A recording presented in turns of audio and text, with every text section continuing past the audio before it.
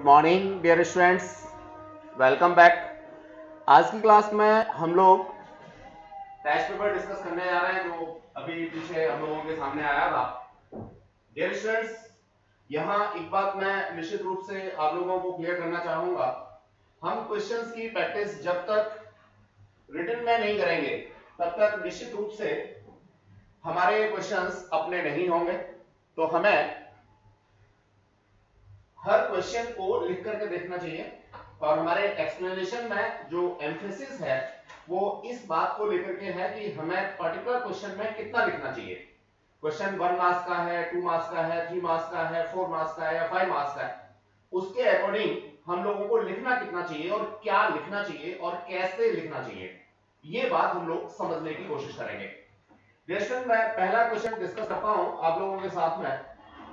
Two spherical balls, one of metric and other of glass, of the same size allowed to fall freely from the same height above the ground. Which of two would reach earlier and why? देखिए यहां मुझे ये बात ध्यान रखनी है कि पहले कौन सा गिरेगा, अर्लियर को मेरे को कंसीडर करना है और दूसरा वाई को कंसीडर करना है। 1 मार्क्स का क्वेश्चन है, सेम क्वेश्चन 2 मार्क्स में भी हो सकता है। 1 मार्क्स में आपको जितना ब्रीफ हो सकता है मैक्सिमम 1 सेंटेंस 2 सेंटेंस, इससे ज्यादा नहीं। और 2 मार्क्स में जहां वो वाई की बात कर रहा है तो नो डाउट वहां आप थोड़ा सा एक्सपेंशन बढ़ा सकते हैं, इसको एक्सप्लेन थोड़ा ज्यादा कर सकते हैं। डियर स्टूडेंट्स, देखिए हो क्या रहा है क्वेश्चन में, दो स्फेरिकल बॉक्स दे रखे हैं उसने जिनका साइज बिल्कुल सेम है। एक मेरा यहां पे कैसा है, मेटलिक है और दूसरा नॉन मेटलिक है। सेम हाइट से जब ये फॉल करेंगे तो यहां देखने वाली बात ये होगी कि जो नॉन मेटलिक है उसके ऊपर सिर्फ और सिर्फ ग्रेविटेशनल फोर्स काम करेगा, जबकि जो मेटलिक पीस होगा ये वाला, मेटलिक पीस के ऊपर ग्रेविटेशनल तो काम करेगा ही करेगा, प्लस कहीं ना कहीं इलेक्ट्रोस्टैटिक फोर्सेस, मैग्नेटिक फोर्सेस या मैं कह सकता हूं इलेक्ट्रोमैग्नेटिक फोर्सेस काम करेंगे, जिनकी वजह से निश्चित रूप से इसमें एडी करंट्स प्रोड्यूस हो सकती है। तो आपने सिलेबस कंप्लीट कर लिया तो आपको ये बात समझ में आ गई होगी। इंड्यूस चार्ज हो सकता है, इलेक्ट्रोस्टैटिक फील्ड के अपोजिट डायरेक्शन में कोई फोर्स डेवलप हो सकता है, लेकिन कोई भी फोर्स ऐसा नहीं होगा जो इसको क्या करे, गिरने में मदद करे, एक्सेप्ट ग्रेविटेशनल फोर्स। तो मैं ये कहना चाहूंगा कि जो मेटलिक पीस है उसके ऊपर अपोजिंग फोर्स हो सकते हैं, जबकि जो नॉन मेटलिक है उसके ऊपर अपोजिंग फोर्स की बात अगर मैं करूंगा तो कोई भी नहीं होगा। जहां तक बात आती है एयर रेसिस्टेंस के, कोई स्टूडेंट कहता है ये एयर रेसिस्टेंस, ऑब्वियसली अगर एयर रेसिस्टेंस है तो दोनों के ऊपर सेम होगा, बिकॉज ऑफ दोनों का साइज और शेप सेम है। तो कहने का मतलब ये है कि जो मेरा ग्लास है, नॉन मेटलिक है, वो पहले गिरेगा या जल्दी पहुंचेगा, और जो मेरा मेटलिक है वो कंपैरेटिवली देर से गिरेगा क्योंकि उसके ऊपर अपोजिंग इलेक्ट्रोमैग्नेटिक फोर्स हो सकते हैं या होंगे, दोनों की बात है। अब डियर स्टूडेंट्स, शुरुआत कैसे करनी है क्वेश्चन की, मेरे को शुरुआत में वो क्वेश्चन करनी है कहां से, glass Bob will reach earlier. एक सेंटेंस सिर्फ इतना सा होगा, इससे ज्यादा कुछ नहीं लिखना आपने। Glass Bob will reach earlier, इसके बाद पैराग्राफ आप चेंज कर दीजिए। दूसरा आंसर आपका आता है वाई, तो आपको वाई में चूंकि 1 मार्क्स का क्वेश्चन है तो सिर्फ छोटा सा कॉन्सेप्ट लिखना है। क्या लिखना है, एज मेटलिक बॉब में experience electromagnetic opposing forces. Done. ये दो सेंटेंस आपने लिखने हैं, दो पैराग्राफ में लिखने हैं। 1 मार्क्स का क्वेश्चन है, ठीक है मानते हैं, लेकिन फिर भी आपको एक एक लाइन के या एक एक सेंटेंस के 2 पैराग्राफ्स बनाने ही चाहिए। अब देखिए जो हाईएस्ट अचीवर है, मैं इसको आइडियल नहीं कह रहा हूं, लेकिन इस पर्टिकुलर टेस्ट में जो हाईएस्ट अचीवर है उसने क्या लिखा है जरा हम लोग उसको देखने की कोशिश करते हैं। डियर स्टूडेंट्स, ये हाईएस्ट अचीवर की आंसर शीट है जिसको हम लोग यहां थोड़ा सा डिस्कस करना चाहेंगे। देखिए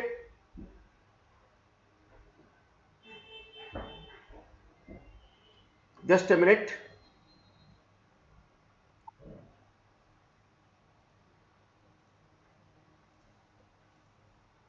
सीक्वेंस में इस बच्चे ने आंसर नहीं दिया है, कहीं आगे चल के आंसर दिया है, इसलिए ये हम लोगों को आंसर शीट को थोड़ा सा शिफ्ट करना पड़ा।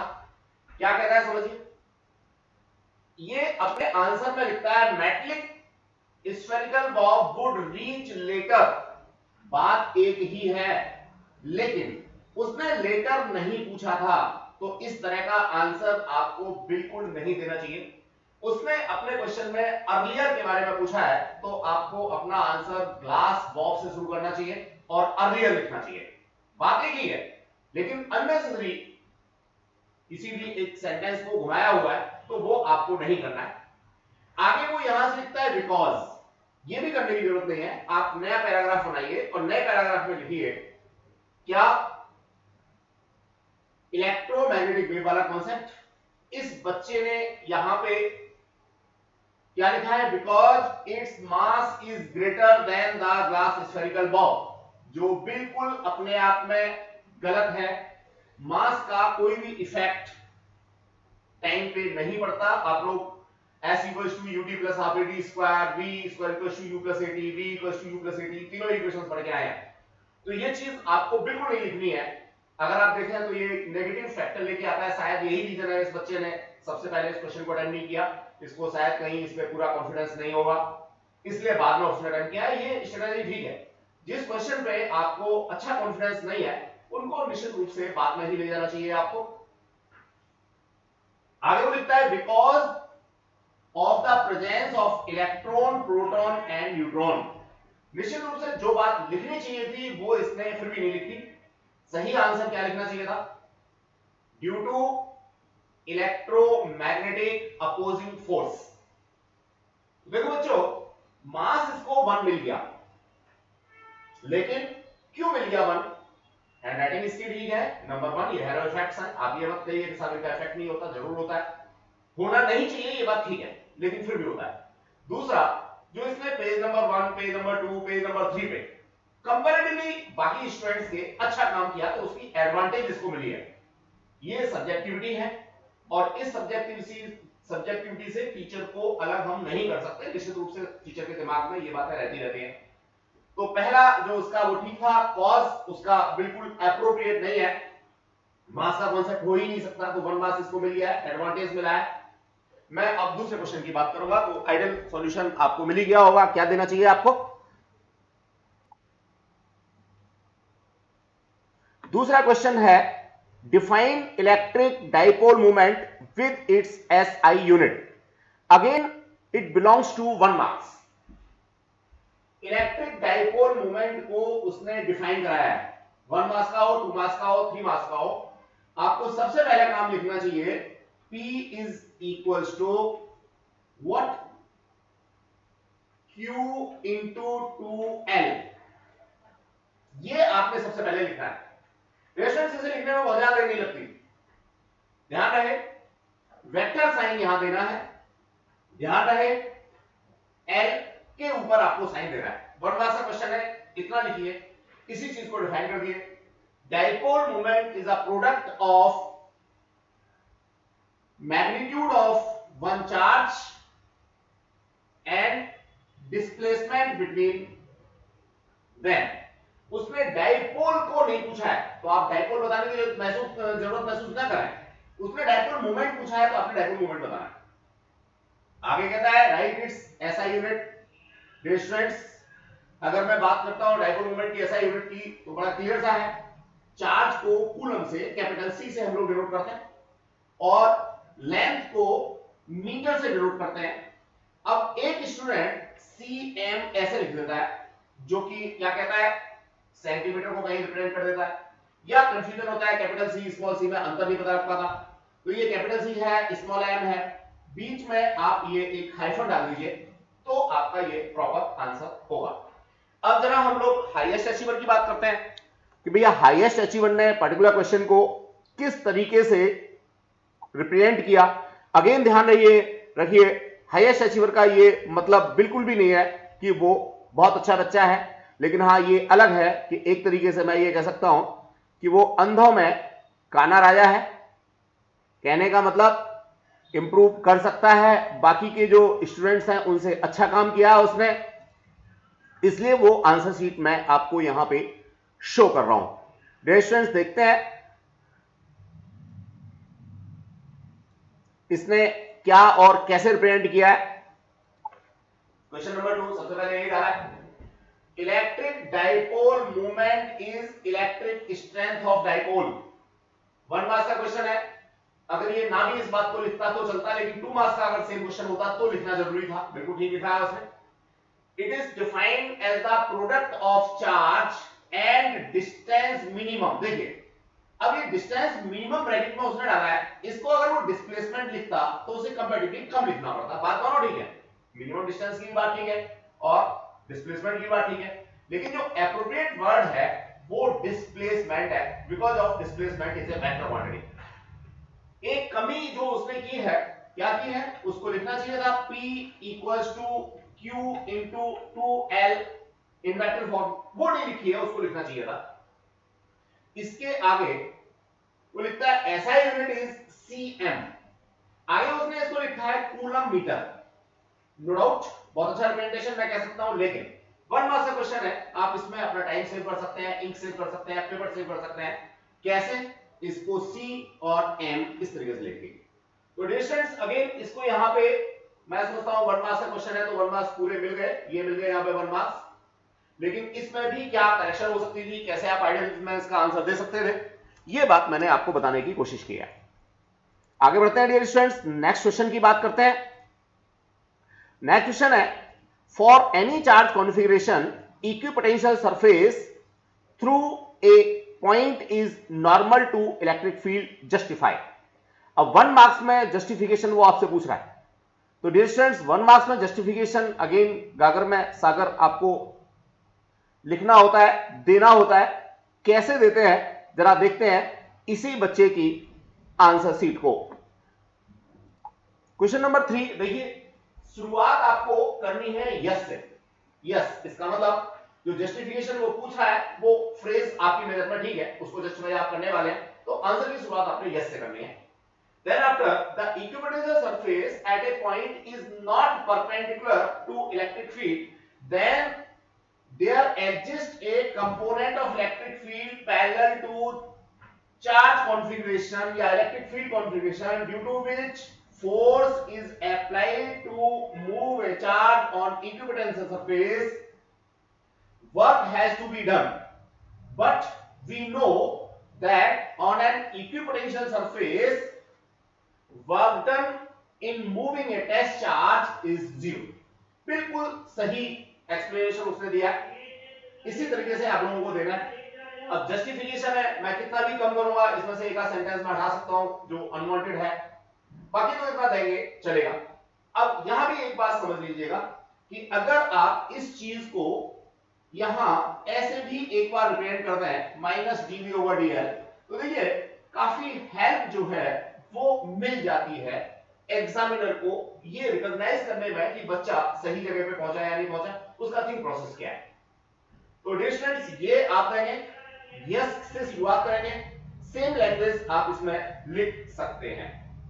डियर स्टूडेंट नेक्स्ट क्वेश्चन की बात करना चाहूंगा, 1 मार्क्स का है। आपको सबको पता है जो 1 मार्क्स वाले क्वेश्चन होते हैं उसमें थोड़ा सा कॉन्सेप्ट रहता है, किसका,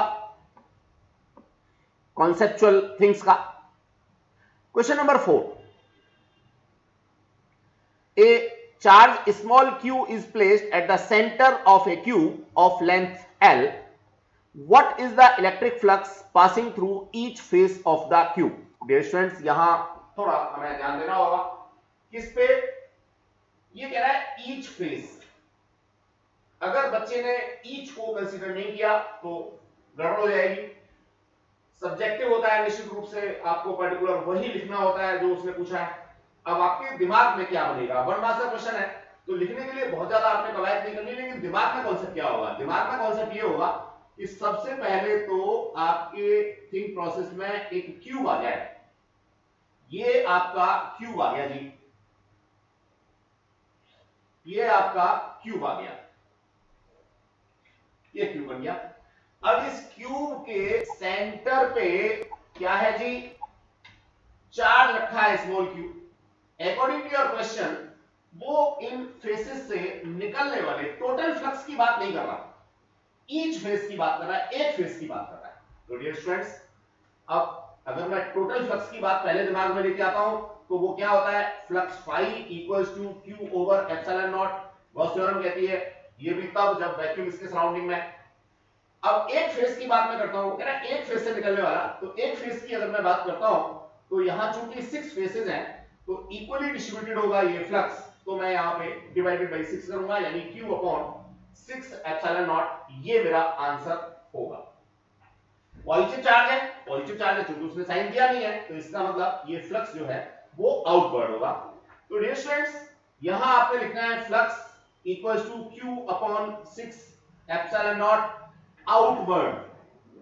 बेहतर होगा कि आप इसकी यूनिट भी दे दें 1 मार्क्स में। बाकी आपने ना डायग्राम बनाना ना कुछ लिखना, आपको सिर्फ इतना लिखना है flux equals to q over 6 epsilon not outward, और यहां पे फ्लक्स की यूनिट और दे देंगे तो बहुत अच्छा होगा, नहीं भी देंगे तो चलेगा क्योंकि 1 मार्क्स का क्वेश्चन है। अब मैं आना चाहूंगा आइडियल आंसर शीट पे, हाईएस्ट अचीवर की आंसर शीट पे। देखिए डियर स्टूडेंट्स ये क्या कहता है, ये answer number 4, cube of side L enclose charge Q by applying Gauss theorem. अब देखिए 1 मार्क्स में ये सब देने की जरूरत है नहीं बच्चों, इतना सब कुछ नहीं देना, आपने डायरेक्ट आंसर अटेम्प्ट करना है। फाई इक्वल्स टू या flux electrostatic equals to Q over epsilon not, ये हमारे पास हो गया। अब इसको उसने डिफाइन भी कर दिया जिसकी जरूरत कहीं भी नहीं थी, और जो काम करना चाहिए था वो इसने नहीं किया। क्या, यहां पे 6 नहीं लिखा। अब 6 नहीं लिखा तो इसका असर क्या हुआ बच्चों, ये 6 ना लिखने की वजह से, यहां पे 6 ना लिखने की वजह से उसको मार्क्स मिले 0। भैया उसको 1/6 एप्सिलॉन नॉट लिखना था, साथ में आउटवर्ड लिखना था, और वैसे तो पासिंग आउटवर्ड है तो नहीं लिखेंगे चलेगा, लेकिन आउटवर्ड लिखना था और यहां पे यूनिट भी लिखना था। ये 3 काम उसको करने चाहिए थे। नेक्स्ट क्वेश्चन की मैं बात करना चाहूंगा। बड़ा आसान सा बढ़िया सा क्वेश्चन है, वैसे तो सारे ही क्वेश्चन बड़े मजेदार से और अच्छे से हैं। देखिए ये क्या कहता है, क्वेश्चन नंबर 13 यहां पहले डाला हुआ है तो मैं पहले इसको एक्सप्लेन कर दे रहा हूं वो डायग्राम की वजह से। A point charge plus Q is kept in the sketch the electric field lines between the charge and the plate। अनचार्ज conducting plate के लिए लिखा है, और इसी का दूसरा पार्ट है, 3 मार्क्स का क्वेश्चन है। दूसरा पार्ट है two infinite charge playing thin sheets having surface charge density sigma 1 and sigma 2 where sigma 1 is greater than sigma 2 as shown in figure. ये नीचे फिगर दे रखी है, हालांकि हमने यहाँ पे लिखा भी था ड्रॉ डायग्राम योरसेल्फ, जिससे आपकी प्रैक्टिस और अच्छी हो जाए। Write the magnitude and direction of the net field in the region marked second and third. Dear students, ऐसे क्वेश्चन का आंसर आपको निश्चित रूप से अपने क्वेश्चन के ऊपर ही देना चाहिए, यानी फिगर बना के ही देना चाहिए। तो डियर स्टूडेंट, मैं इसको एक्सप्लेन करना चाहूंगा, बड़ा मजेदार सा कॉन्सेप्ट है। क्या है, सबसे पहला a point charge capital Q plus का Q kept in the uncharged conducting plate. इसका देखिए आपने यहां सबसे पहले क्या बनाना है, प्लेट बनानी है। प्लेट थोड़ी सी थिक बना लीजिएगा जिससे कि आपका आंसर ठीक से रिप्रेजेंट हो जाए। यहां पे फ्लक्स का कैपिटल Q चार्ज दिया। अब ऑब्वियसली जो इलेक्ट्रोस्टैटिक फील्ड लाइंस है वो कुछ इस तरीके से होंगी क्योंकि प्लस का चार्ज है। ड्यू टू इंडक्शन यहां नेगेटिव चार्ज इंड्यूस हो जाएगा। ध्यान रहे ये आउटर सरफेस ऑफ प्लेट होता है लेकिन प्लेट के बाहर नहीं होता, ये बात विशेष रूप से ध्यान रखनी है। ये आउटर सरफेस ऑफ प्लेट होता है लेकिन कुछ बच्चे क्या करते हैं, इस चार्ज को यहां पे दिखाते हैं, तो यहां नहीं दिखाना, ये चार्ज आपको प्लेट के अंदर ही दिखाना है और आउटर सरफेस पे दिखाना है। अब जब यहां इंड्यूस होगा पॉजिटिव चार्ज तो ये सॉरी नेगेटिव चार्ज तो ये यहां पे पॉजिटिव होगा। एक बात और ध्यान रखनी है, 1 2 3 4 5 6 7 8, तो नीचे भी आपने 8 चार्ज ही इंड्यूस दिखाना है। ये बहुत माइन्यूट बातें होती हैं, कोई जरूरी नहीं है कि आप इसमें 100 चार्ज बनाएं इंड्यूस। भैया 3 बना दो 4 बना दो लेकिन दोनों बराबर बनाओ, और प्लेट के बाहर भी नहीं बनाना है। Are getting the concept on. तो ये कॉन्सेप्ट था पहले पार्ट के लिए जो 1 मार्क्स का है। अब दूसरे पार्ट का आंसर जो है निश्चित रूप से इसी प्लेट के ऊपर देना चाहेंगे हम लोग। समझिए, देखिए वो क्या रहा है, ये दो पॉजिटिव चार्ज डेंसिटी है और दोनों में एक बड़ी है एक छोटी है, ये दे रखा है। अब ऑब्वियसली अगर मैं बात करता हूं तो जो इस सिग्मा 1 की वजह से इलेक्ट्रोस्टैटिक फील्ड है वो E1 इधर होगा, इस सिग्मा 2 की वजह से यहां पे जो होगा वो E2 होगा। यहां अंदर बात करें रीजन सेकंड में तो यहां पे E1 की डायरेक्शन ये होगी और यहां E2 की डायरेक्शन ये होगी। रीजन 3 में बात करें तो E1 की डायरेक्शन ये होगी और E2 की डायरेक्शन ये होगी। अब डियर स्टूडेंट्स, ये रीजन 1 है, ये रीजन 2 है और ये रीजन 3 है। उसने सिर्फ और सिर्फ सेकंड और थर्ड पूछे हमसे, तो फर्स्ट के बारे में देने की जरूरत नहीं है, दे देते हैं चलेगा लेकिन देने की जरूरत नहीं है। डियर स्टूडेंट्स, सेकंड रीजन में विशेष रूप से ध्यान रखना है क्या E1 और E2 दोनों अपोजिट डायरेक्शन में है, तो ऑब्वियसली जो बड़ा इलेक्ट्रोस्टैटिक फील्ड है उसमें से छोटा इलेक्ट्रोस्टैटिक फील्ड माइनस करना पड़ेगा आपको बिकॉज ऑफ डायरेक्शन अपोजिट है। अब ये भी बात पता होनी चाहिए कि मेरे पास थिन इनफाइनाइट शीट्स है, थिन पैरेलल शीट्स है, इनफाइनाइट शीट्स है, तो क्या होता है जी, फॉर्मूला होता है सिग्मा अपॉन 2 एप्सिलॉन नॉट, ये मानते हुए कि इसके चारों तरफ वैक्यूम है। अब ये स्टूडेंट्स, अगर सिग्मा 1 है तो ये 1 हो जाएगा, सिग्मा 2 है तो सिग्मा 2 हो जाएगा, 2 एप्सिलॉन नॉट हो जाएगा। जो रीजन 2 है इसमें निश्चित रूप से यहां पे माइनस का साइन आएगा। सिग्मा 1 बड़ा है तो बड़े में से आप छोटे को सब्ट्रैक्ट करेंगे और ये आंसर दे देंगे। ये इलेक्ट्रोस्टैटिक फील्ड है तो निश्चित रूप से इसको ब्रैकेट में आप बंद करेंगे और यहां न्यूटन पर कूलम इसकी यूनिट लिखेंगे और डायरेक्शन भी आपको देनी होगी, तो अवे फ्रॉम प्लेट 1। तो डियर स्टूडेंट्स, आपको सेकंड रीजन में इलेक्ट्रोस्टैटिक फील्ड ये देना है, डायग्राम के ऊपर ही आप देंगे बेटर रहेगा और डायग्राम को कंप्लीट भी कर देंगे, मैंने यहां पे मेंशन भी किया था ड्रॉ डायग्राम योरसेल्फ। अब जहां तक बात है रीजन 3 की, तो डियर स्टूडेंट दोनों सेम डायरेक्शन में है, simply you have to write here sigma 1 sigma 2, चाहो तो कॉमन लेकर के 2 एप्सिलॉन नॉट यहां पे मेंशन कर दो। यहां भी आप डायरेक्शन क्या दोगे, वही जो ऊपर है अवे फ्रॉम प्लेट 1 या प्लेट 2 जो भी है, प्लेट ए और बी कह दो इसको, ज्यादा आसान रहेगा क्योंकि 1 और 2 जो है ना आपने ऊपर यूज कर रखे हैं। यहां पे आप लिखिए away from plate 2 towards left गई है, टुवर्ड्स राइट गई है, या फिर सबसे बड़ा तरीका है डायरेक्शन अकॉर्डिंग टू डायग्राम। आपने डायग्राम बना दिया और दे दिया, क्योंकि 3 मार्क्स का क्वेश्चन है, 2 मार्क्स की वेटेज है तो डायग्राम देंगे तो चले। यहां आपको यूनिट भी लिखना जरूरी है, न्यूटन बाय कूलम, तब ये आपका आंसर परफेक्ट सही होगा। अब डियर स्टूडेंट्स, मैं जो हाईएस्ट अचीवर है उसकी आंसर शीट के बारे में बात करना चाहूंगा। उसने 30 जो 13वां क्वेश्चन है उसके बारे में क्या कर रखा है जरा देखते हैं हम लोग।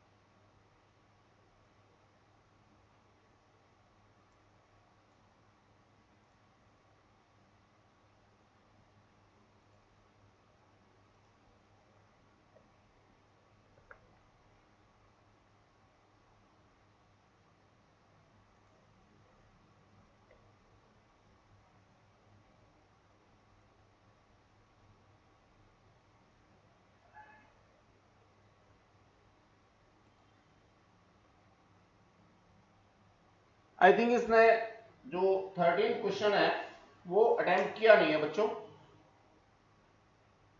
जस्ट ए मिनट, मैं अभी आपको क्लियर करके देता हूं।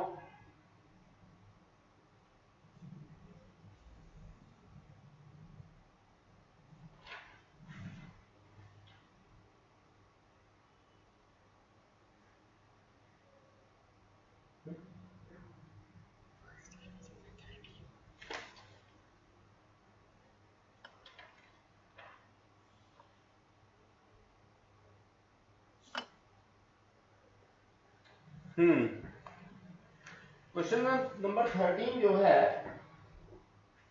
उसमें डियर स्टूडेंट्स एक सब पार्ट भी है। जस्ट ए मिनट, नहीं नहीं नहीं नहीं, जस्ट ए मिनट, जस्ट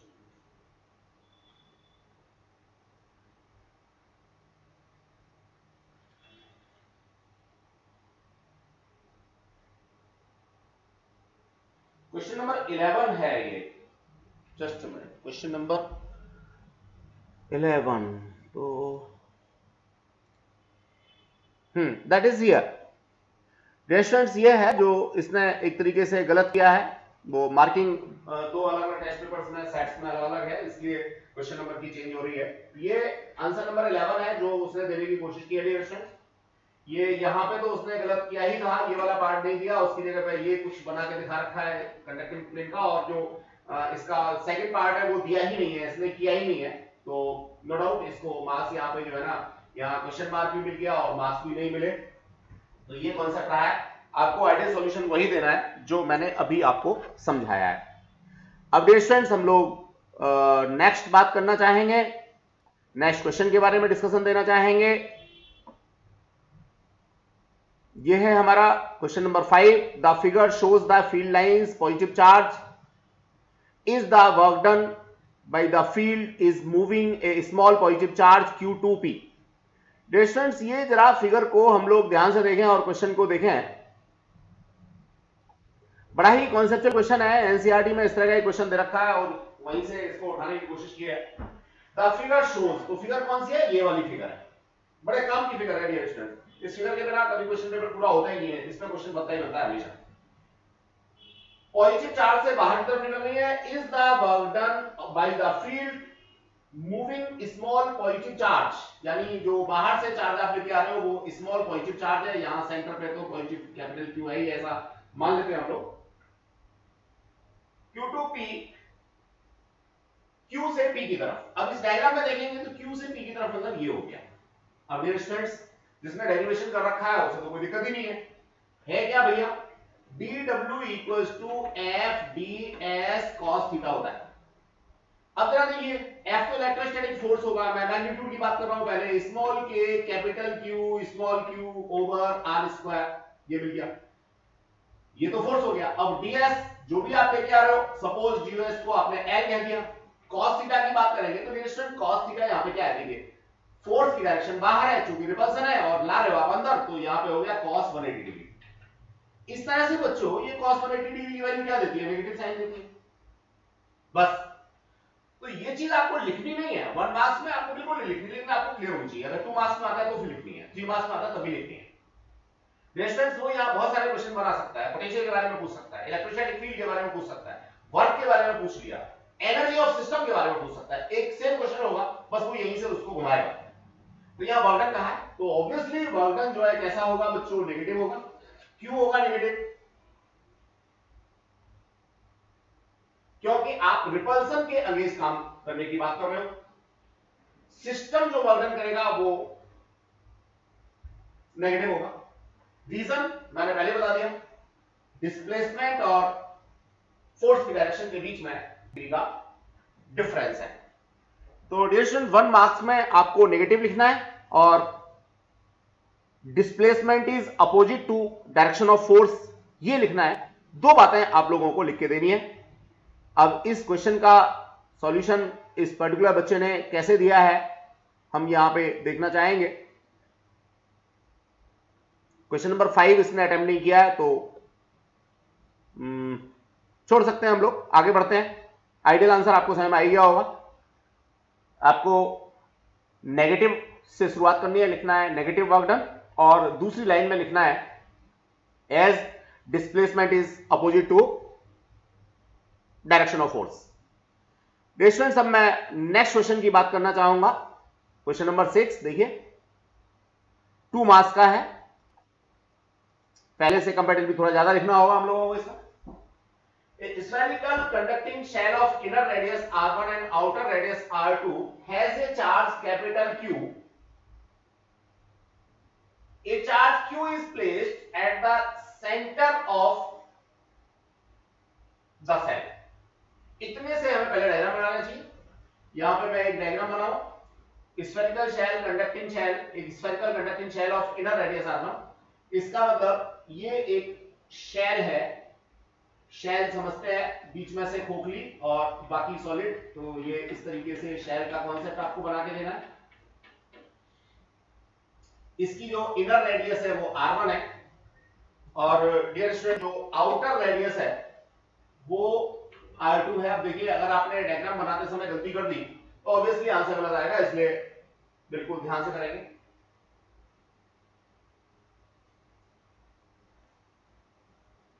इसके सरफेस पे चार्ज है प्लस कैपिटल Q। दूसरा, a charge small q is placed at the centre of the shell. इसका मतलब यहां पर स्मॉल q चार्ज रखा है।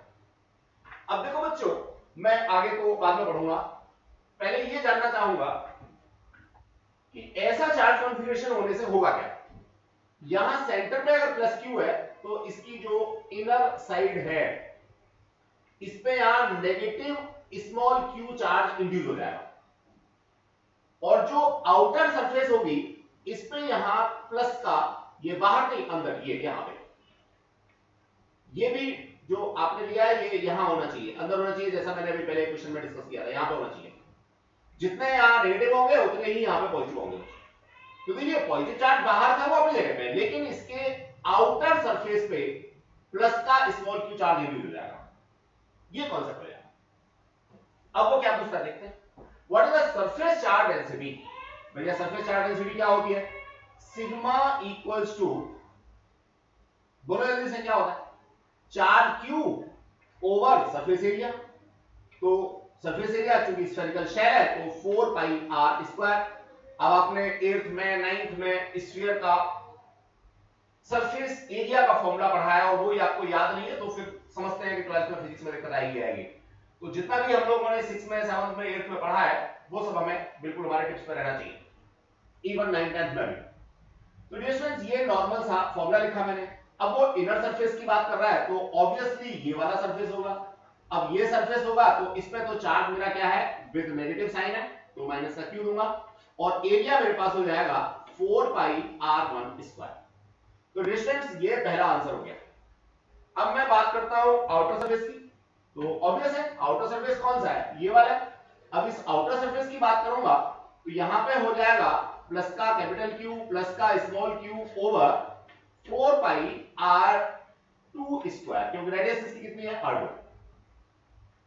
अब डियर स्टूडेंट्स वो आगे कहते हैं क्या, right the expression for the electric field at a point x is greater then r2। इसका मतलब यहां कहीं बाहर गया है, सेंटर से ही मेरे को रेडियस लेना है और ये x है और यहां उसने कहा है x is greater then r2, इसका मतलब इसके बाहर है। यहां पे उसने क्या पूछा है आपसे, इलेक्ट्रिक फील्ड पूछा है और ऊपर क्या पूछा था, सरफेस चार्ज डेंसिटी पूछा था। अब डियर स्टूडेंट्स इलेक्ट्रिक फील्ड का फॉर्मूला क्या होता है शेल के केस में, अगर बच्चे को ये बात नहीं पता तो ऑब्वियसली वो अपना आंसर नहीं दे पाएगा। सोचो जरा इलेक्ट्रोस्टैटिक फील्ड का क्या फॉर्मूला होता है स्फेरिकल शेल के केस में, 1/4 pi epsilon not total charge capital Q small q over x square. ये आपको आंसर मिलने वाला है, जनरल फॉर्मूला है। ये जो आउटर सरफेस पे चार्ज है इसको हम लोग मान लेते हैं यहां सेंटर पे प्लेस्ड है, जिसकी वजह से ये सारे इफेक्ट्स हमें मिल रहा है और इलेक्ट्रोस्टैटिक फील्ड स्ट्रेंथ जो मेरे को मिलेगी वो ये मिलेगी। ध्यान रहे डियर स्टूडेंट्स, ये तो मैंने दे दिया, सरफेस चार्ज डेंसिटी प्लस में और माइनस में आ गई, लेकिन इनकी यूनिट लिखना जरूरी है। यहां भी आपको यूनिट देनी है क्या, कूलम अपॉन मीटर स्क्वायर। यहां भी आपने लिखना है कूलम अपॉन मीटर स्क्वायर, यहां आपने लिखना है न्यूटन अपॉन कूलम। डायरेक्शन देना जरूरी है, ये इलेक्ट्रोस्टैटिक फील्ड वेक्टर क्वांटिटी है, पॉजिटिव चार्ज का कांसेप्ट है तो यहां पे लिखोगे आउटवर्ड। यहां सरफेस चार्ज डेंसिटी है, आपका प्लस और माइनस का साइन काम चल जाएगा। तो ये कांसेप्ट आपने देना, 3 पैराग्राफ अलग बनाने, ए का आंसर नंबर 1, ए का आंसर नंबर 2, बी का आंसर नंबर 1। आपने कोई डेरिवेशन नहीं करना, 2 मार्क्स का क्वेश्चन है, 3 आंसर उसने पूछे हैं, उसमें आपको यूनिट भी देनी है। अब देखिए बच्चे का आधा नंबर कट जाता है, फिर वो कहता है सर मैंने तो सही लिखा था, लेकिन वो शायद इन बातों को भूल जाता है कि उसे यूनिट भी देना था, डायरेक्शन भी देनी थी। अब एक स्टूडेंट यहां कहता है कि सर आप तो जो है ना बहुत सारी चीजें लिखवाते हो। अरे भैया एक बात बताओ, आप जो है ना दावत खाने गए, अब दावत में आपसे कोई नहीं कहता कि भैया नाश्ता भी करना है, लेकिन फिर भी आप नाश्ता करके आते हो। कई बार तो वहां से रिटर्न गिफ्ट मिलता है तो कोई आपसे कह के थोड़ी बुलाता है कि भैया रिटर्न गिफ्ट भी मैं दूंगा, लेकिन आप तो वो रिटर्न गिफ्ट लेके आते हो। जब इलेक्ट्रोस्टैटिक फील्ड यानी एक वेक्टर क्वांटिटी को आप रिप्रेजेंट कर रहे हो तो ऑब्वियस है आपको उस वेक्टर क्वांटिटी की सारी चीजें लिखनी ही होंगी। आंसर देखते हैं इस बच्चे का। देखिए बड़ा नॉर्मल सा आंसर, क्या टोटल चार्ज इनर सरफेस। अब इसने चीजों को लिखने की कोशिश की है। मैंने अभी आइडियल सॉल्यूशन में आपको बताया था कि आप ज्यादातर चीजें डायग्राम की फॉर्म में देंगे तो वैसे ही करेंगे जैसे मैंने बताया। यहां पे उसने ठीक लिखा है, माइनस का साइन नहीं लगाया था, तो एग्जामिनर कभी आपको कोऑपरेट कर देता है, कभी नहीं भी करता, तो आपको कोशिश करनी चाहिए कि एग्जामिनर के कोऑपरेशन की जरूरत ना हो। आगे उसने ये लिखा है, यहां यूनिट नहीं लिखी है तो यूनिट के लिए क्वेश्चन मार्क लगा हुआ है। देन आफ्टर इलेक्ट्रोस्टैटिक फील्ड लिखा हुआ है, यहां भी यूनिट और डायरेक्शन नहीं दिए। बेशक उसको 2 मार्क्स मिल गए। कई बार बच्चे को थोड़ा सा मोटिवेट करने के लिए मार्क्स दे दिए जाते हैं, लेकिन इसका मतलब ये बिल्कुल नहीं होता कि वो 100% मार्क्स का हकदार था, बिल्कुल नहीं था, लेकिन फिर भी उसको मिले हैं। क्यों मिले हैं मैंने रीजन आपको बता दिया। आप इन चीजों को ध्यान रखेंगे और उसी तरीके से आंसर देंगे तो आई में एश्योर यू कि आपको 100% मार्क्स फिजिक्स में मिल जाएंगे। एक अच्छा टेस्ट पेपर अच्छी अप्रोच के साथ पूरे चैप्टर को कवर करते हुए। Question number 7, draw the electric field lines of A point charge q when q is greater then 0 and q is less than 0। देखो बच्चों, कई सारे बच्चे तो इसमें फंस जाते हैं। अब चूंकि ये सीबीएसई ने 3-4 बार पूछ रखा है तो सारे बच्चे तैयार तो करके जाते हैं, लेकिन फिर भी एक गलती करते हैं। क्या करते हैं बता दो। q इज ग्रेटर देन 0 का मतलब पॉजिटिव चार्ज है, कहूं बना लिया। q इज लेस देन का मतलब नेगेटिव चार्ज है, नहीं बना लिया। अब यहां से बच्चा ड्राइंग में सॉइयों इलेक्ट्रोस्टैटिक फील्ड निकालता है। यहां पे सॉइयों इलेक्ट्रोस्टैटिक फील्ड लाइंस को अंदर दिखाता है, लेकिन वो भूल जाता है कि इलेक्ट्रोस्टैटिक फील्ड लाइंस जो होती है वो सरफेस के परपेंडिकुलर होती है। वो कहीं भी नहीं लिखता इसको, ना डायग्राम में दिखाता। निश्चित रूप से आपको यहां पे 90 डिग्री एंगल शो करके देना चाहिए, तभी आपका आंसर करेक्ट माना जाएगा, अदरवाइज तो नहीं। ये एक अलग बात है कि सिंपैथेटिक मूड में एग्जामिनर आपको मार्क्स दे दे, लेकिन इसका मतलब ये बिल्कुल नहीं है कि आपका आंसर ठीक था। तो आपको ये 90 डिग्री एंगल बना के जरूर दिखाना है। सेम क्वेश्चन रिपीट होता है, बहुत अलग अलग तरीके से रिपीट होता है।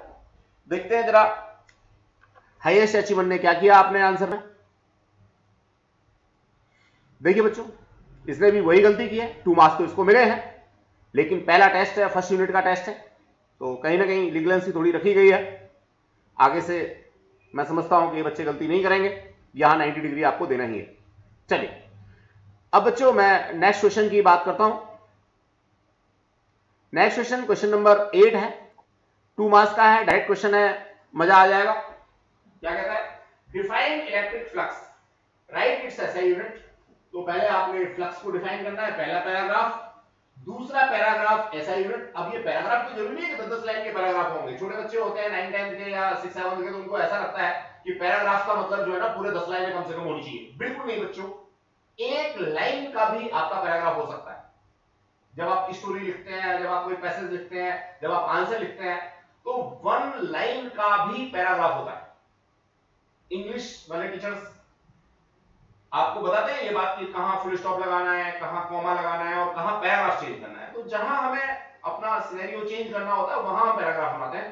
तो यहाँ 2 सिनेरियो अलग अलग है, पहली डेफिनेशन है, दूसरी यूनिट है, तो 2 पैराग्राफ बनेंगे, बेशक 2-2 लाइन के हो, 1-1 लाइन के हो। आगे कहता है स्फेरिकल रबर बैलून, यहां से कॉन्सेप्चुअल शुरू हो जाता है। एक स्फेरिकल रबर बैलून है जिसके ऊपर चार्ज है, balloon is blown up, balloon जो है वो ऊपर चला गया, इंक्रीजिंग इट्स साइज, ऑब्वियस है बैलून है ऊपर जाएगा, एटमॉस्फेरिक प्रेशर रिड्यूस होगा तो उसकी वजह से उसका साइज बढ़ जाएगा। How does the total electric flux coming out of the surface charge give reason. चलिए अब देखो बच्चों, ये तो डायरेक्ट डेफिनेशन है तो आप देख दोगे। इसमें भी मैं ये कहना चाहूंगा कि आपको कहीं ना कहीं flux phi is equals to EDS, ये बात जरूर लिखनी चाहिए। ये गॉस थ्योरम है, इसके बिना कभी भी अगेन क्वेश्चन पूरा होता ही नहीं है, क्वेश्चन पेपर पूरा होता ही नहीं है। आई भी गारंटी कि आप लोगों की फर्स्ट यूनिट मान लीजिए 8 मार्क्स की है, तो उसमें से पहला चैप्टर आपका 4 मार्क्स का हो गया, तो मैं ज्यादा बड़ी बात नहीं कह सकता, लेकिन 4 मार्क्स का कंटेंट आपको इसी पूरे टेस्ट के अंदर से मिल जाना चाहिए, मेरा ऐसा अप्रोक्सीमेशन है। पेशेंट्स यहां डॉट भी लगा दो, अच्छी बात होगी। तो जब भी आप इलेक्ट्रोस्टैटिक फ्लक्स को डिफाइन कर रहे हैं, 1 मार्क्स का क्वेश्चन है, 2 मार्क्स का, 3 मार्क्स का, डजंट मैटर, ये बात तो आपको लिखनी है। आगे वो कहता है, पूछा है उसने राइट ऐसा यूनिट, तो ऐसा यूनिट भी आप लोग लिख ही देंगे, क्या न्यूटन पर कूलम इनटू मीटर स्क्वायर। इसी तरह से अगर आप यूनिट लिखते हैं तो बहुत अच्छी बात है, कुछ बच्चे इसको लिखते हैं न्यूटन मीटर स्क्वायर पर कूलम, बच्चों ये गलत नहीं है, बिल्कुल ठीक है, लेकिन कई बार कंफ्यूजन हो जाती है, तो आप बिल्कुल लेवल तरीके से ऐसा ही लिखते हैं। अब अगला पार्ट क्या है जो कॉन्सेप्चुअल है, वो कहता है कि यहां पे एक बैलून है रबर का, ये बैलून ऊपर उठता है और इसका साइज बड़ा हो जाता है, तो फ्लक्स पे क्या आंसर पड़ेगा। अरे भैया जरा मुझे बताओ, Q ओवर एप्सिलॉन नॉट है, या तो मीडियम का फर्क पड़ रहा है या तो चार्ज का फर्क पड़ रहा है। अब आपका जब वैल्यूम नीचे से ऊपर गया तो क्या फर्क हुआ। मैक्रोस्कोपिक स्टडी में वो पीछे वाला बच्चा बहुत ज्यादा तेज है, बहुत पढ़ता है, निश्चित रूप से बहुत होशियार बच्चा है, वो कुछ कह रहा है, बताऊंगा क्या कह रहा है, उसने इंडिकेशन किया है हैंड रेज करके। बच्चों जब नीचे से ऊपर उठ रहा है तो मैक्रोस्कोपिक स्टडीज में ना तो स्पेस में कोई चेंज आ रहा, 10 मीटर उठ गया, 5 मीटर उठ गया, और ना ही चार्ज में कोई चेंज आ रहा है, इसका मतलब फ्लक्स सेम होगा। तो आपको आंसर लिखना है flux be same, as there is no change in charge as well as in electrical permittivity. अब पीछे वाला बच्चा हैंड रेज कर रहा था, वो क्या कह रहा था, वो माइक्रोस्कोपिक स्टडीज की बात कर रहा था। वो कह रहा था सर जब हम नीचे से ऊपर उठेंगे तो एयर की डेंसिटी कम हो जाएगी, वैक्यूम शुरू हो जाएगा, तो कहीं ना कहीं एप्सिलॉन नॉट का अंतर आएगा। तो बच्चों मैं ये बताना चाहूंगा, एप्सिलॉन नॉट हमने पहले लिया ही वैक्यूम के लिए, हम ऐसा मान के चल रहे हैं, एज्यूम कर रहे हैं कि अर्थ की सरफेस के नजदीक जहां से हमने बैलून को ब्लोन अप किया है वहां भी वैक्यूम है और ऊपर तो वैक्यूम है ही, तो इसलिए इसमें कोई फर्क नहीं पड़ेगा। तो आपके फाइनल आंसर में there is no change outcoming flux, ये आंसर आपने दिया। तो बच्चों कितना सुंदर सा क्वेश्चन, 3 पैराग्राफ आपको बनाने थे, पहला फ्लक्स की डिफाइन देनी थी, ये आपने फॉर्मूला लिख दिया या इक्वेशन लिख दी, चाहो तो एक लाइन में आप फ्लक्स को बता भी सकते हो।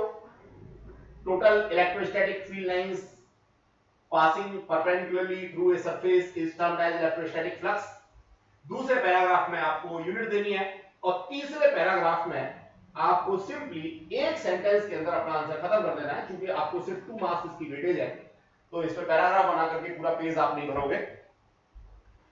अब मैं आंसर शीट एक बार देखना चाहूंगा इस बच्चे की कि इसने क्या किया है, कैसे दिया है। देखिए सबसे पहले उसने यहीं पे दिया है, हेडिंग नहीं दिया, उसको हेडिंग देना चाहिए इलेक्ट्रिक फ्लक्स करके।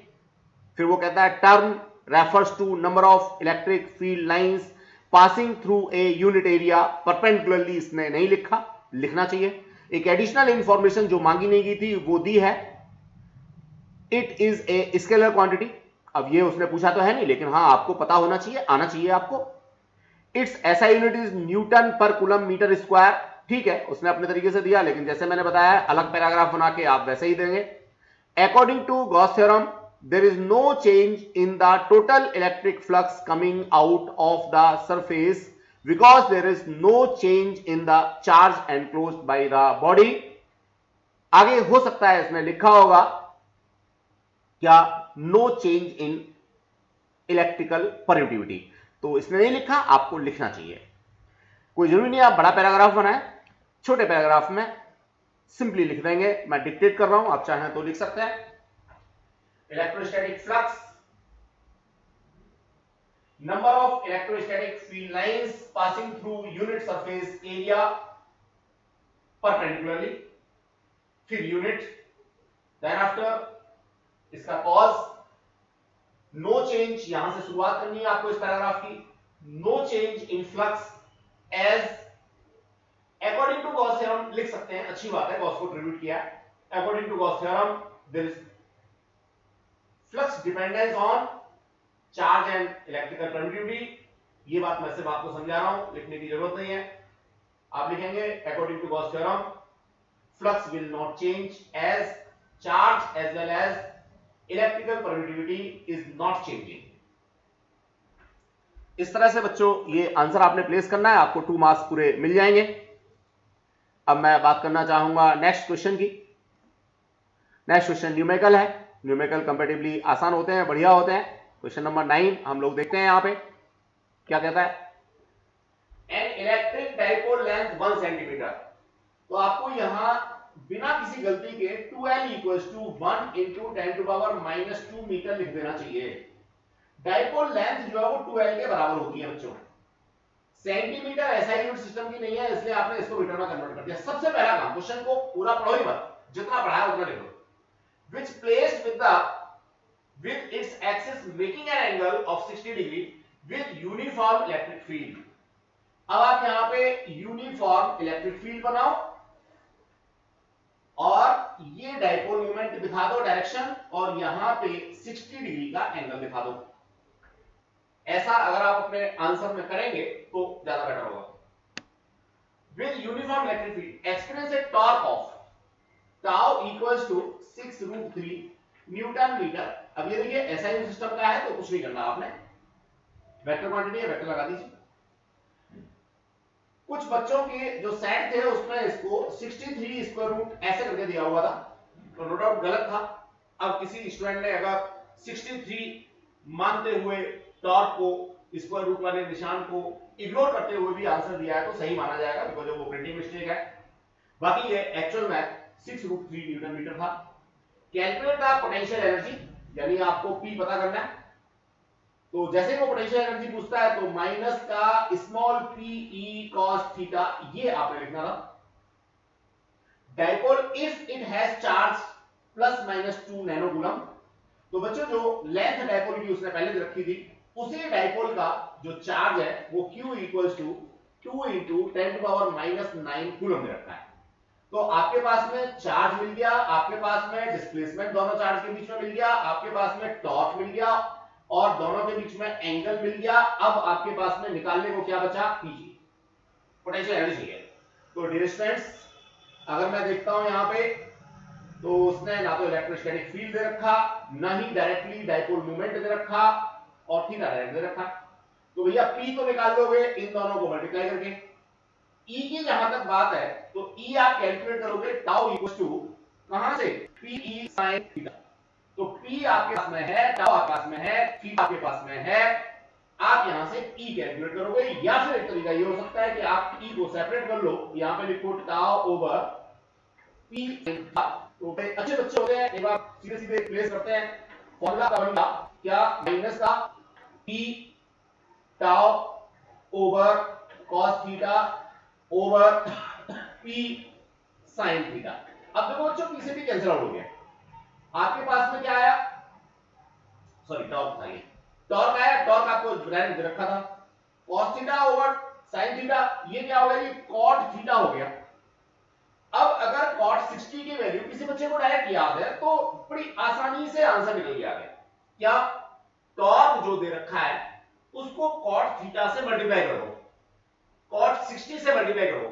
तो भैया फॉर्मूले के अंदर आपने सारा काम कर लिया, अब से वैल्यू लगा रहेगा। अब ये बच्चा कह रहा है कि 10 की तो मेरे को वैल्यू याद है लेकिन cot की वैल्यू याद नहीं है। अरे भैया उल्टा तो करना है, हम भी यही कहते हैं 6 7 0 9 से ही 10 से ही कि भैया sin cos 10 तीन वैल्यूज याद कर लो, बाकी को याद करने की खास जरूरत नहीं है, आप उनको रिवर्स करोगे तो आपको मिल जाती है। क्या, तो बच्चों अब देखते हैं जरा आइडियल सॉल्यूशन में बच्चे ने क्या किया। ये तो फिलॉसफी थी, किस तरह से आपको क्वेश्चन अटेम्प्ट करना चाहिए जिससे कि आसानी से और बढ़िया आपका अटेम्प्ट हो जाए। देखें जरा इस बच्चे ने क्या किया। पहली बात तो मैं ये कहना चाहूंगा कि ये जो कटपिट कर रखी है ना, ऐसी चीजें आपको नहीं करनी चाहिए, ठीक है। दूसरी बात यह है कि इसका रिप्रेजेंटेशन अगर मैं देखूं तो गलत नहीं है, at any how at any angle ये गलत नहीं है। उसने अपनी जगह पे सब कुछ ठीक लिखा है। यहां पे 2a उसने लिया है तो सबसे पहले इसको कन्वर्ट कर दिया, 0.01 मीटर लिख दिया, आपका मन है। वैसे बेटर रिप्रेजेंटेशन वही है 1 × 10⁻⁻2 मीटर वाला, ये ज्यादा अच्छा था। चार्ज को नैनो कूलम को लिख दिया, अब P का फॉर्मूला लिखा, P के बाद में फिर टॉर्क का फॉर्मूला लिखा, फिर वैल्यू डाली, जो कटता फिरता था काट के पीटने की कोशिश की। उसका अपना कैलकुलेशन करने का तरीका है, लेकिन एक गलती कर रखी है।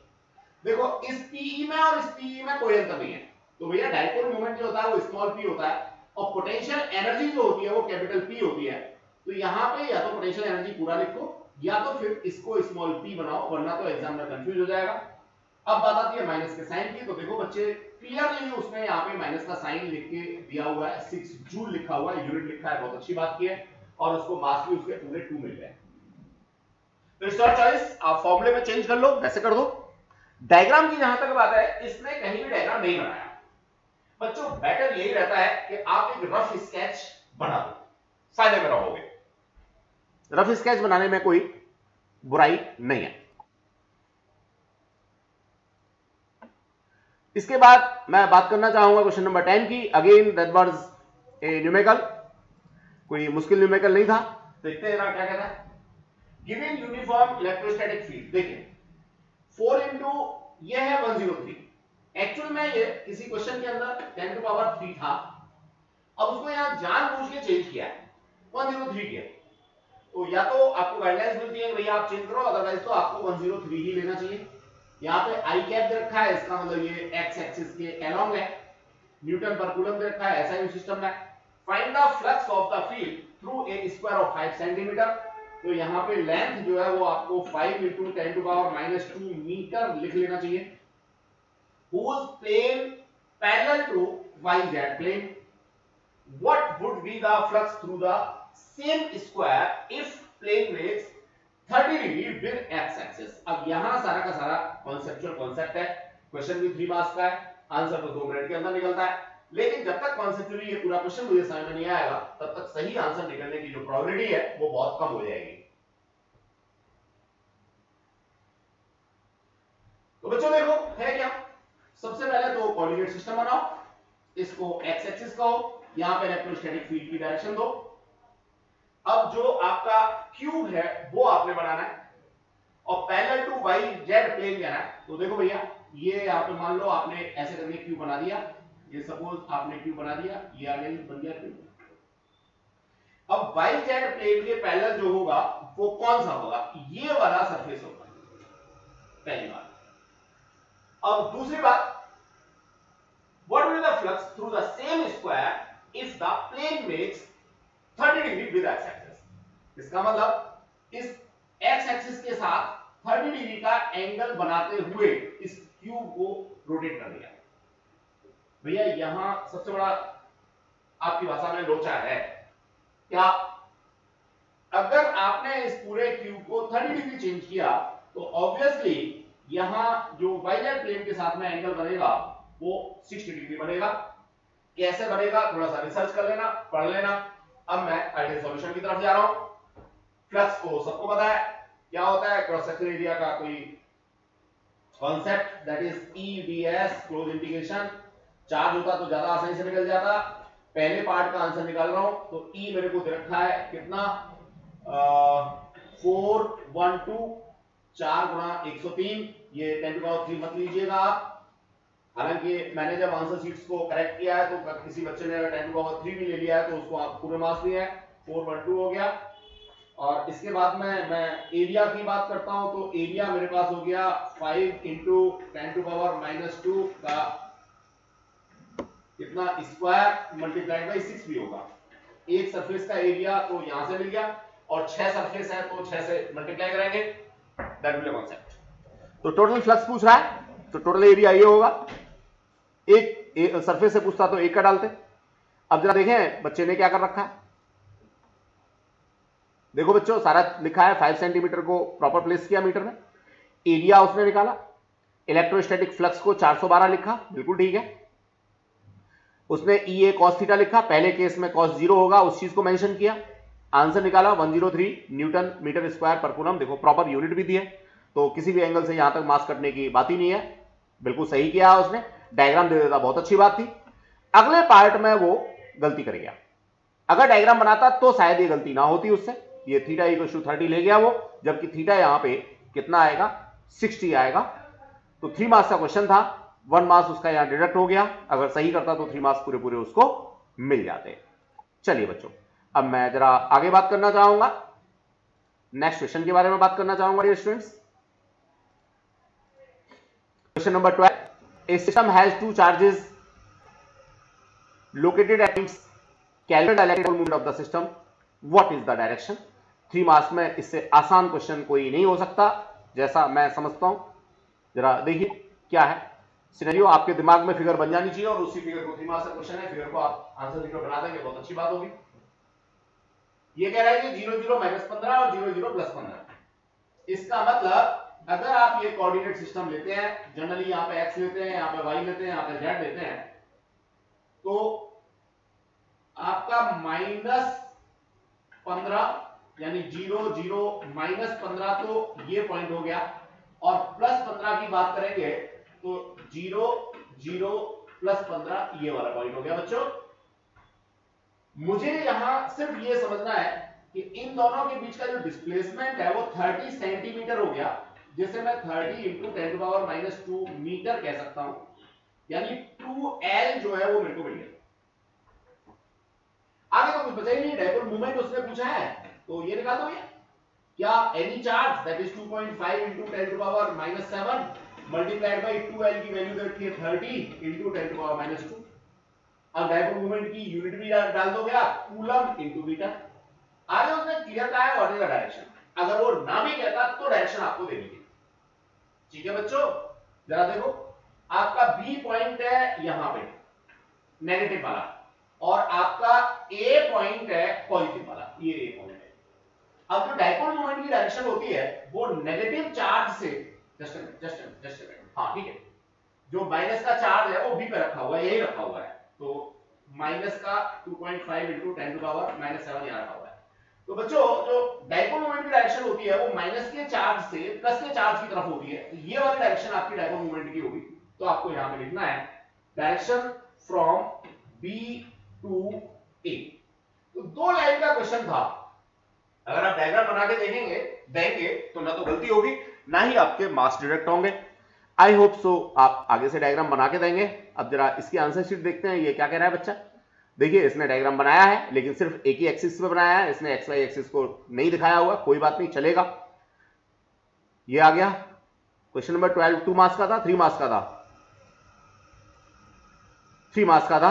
अब इस बच्चे को 2 क्यों मिले, यहाँ ये देखना होगा, डायरेक्शन भी रखी है, तो टोटल बच्चे को यहाँ पे 3 मार्क्स ही मिलने चाहिए। 1 मार्क्स इसका अननेसेसरी डिडक्ट हुआ है, या ऐसे मान सकते हैं कि जो ऊपर वाला क्वेश्चन था उसमें उसने कुछ नहीं किया, तो उसको संज्ञान में लेते हुए कि बच्चा जो है ना कहीं गड़बड़ कर रहा है, तो यहाँ उसको 3 मार्क्स मिल जाने चाहिए। यूनिट भी लिखी है उसने प्रॉपर, कैलकुलेशन भी की है, डायग्राम थोड़ा और ठीक से बना सकता था। आगे बढ़ते हैं बच्चों, नेक्स्ट क्वेश्चन, लास्ट क्वेश्चन है, क्वेश्चन नंबर 13। ये पहले एक्सप्लेन नहीं हुआ है, डेरिवेशन है, मैं अब इसको एक्सप्लेन करना चाहूंगा, डेरिवेशन पार्ट है। अब देखिए जहां आपको और ऑप्शन मिलता है तो ये देख लेना चाहिए कि कौन से क्वेश्चन पे आपका कमांड ज्यादा अच्छा है, या अगर इसमें आपको कैलकुलेटिव थिंग्स मिलती है तो कोशिश करो कि कैलकुलेटिव वाला पार्ट करो। अगर दूसरा कंपैरिजन देखते हैं तो जितने ज्यादा फ्रेगमेंट्स में क्वेश्चन आपको दे रखा है आपको वो क्वेश्चन अटेम्प्ट करने की कोशिश करनी चाहिए। चलिए यूजिंग गॉस थ्योरम एक एक्सप्रेशन आपको निकालना है किसी पॉइंट पे थिन इनफाइनाइट लॉन्ग वायर। बच्चों लेंथ के अकॉर्डिंग चार्ज का कॉन्सेप्ट है, ये थिन वायर आप ले लो, इस पे चार्ज क्यू दे दो, निश्चित रूप से lambda into L surface charge density के कॉन्सेप्ट में होगा।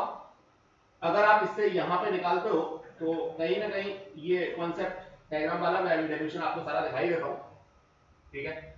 थिन वायर का कॉन्सेप्ट है तो निश्चित सी बात है इसका जो सरफेस एरिया है वो कंपैरेटिवली बहुत कम होगा, है तो सिलेंडर ही लेकिन बहुत कम सरफेस एरिया का। दूसरा है using Gauss theorem drive an expression for the electric field intensity at any point outside charge spherical shell of radius r and the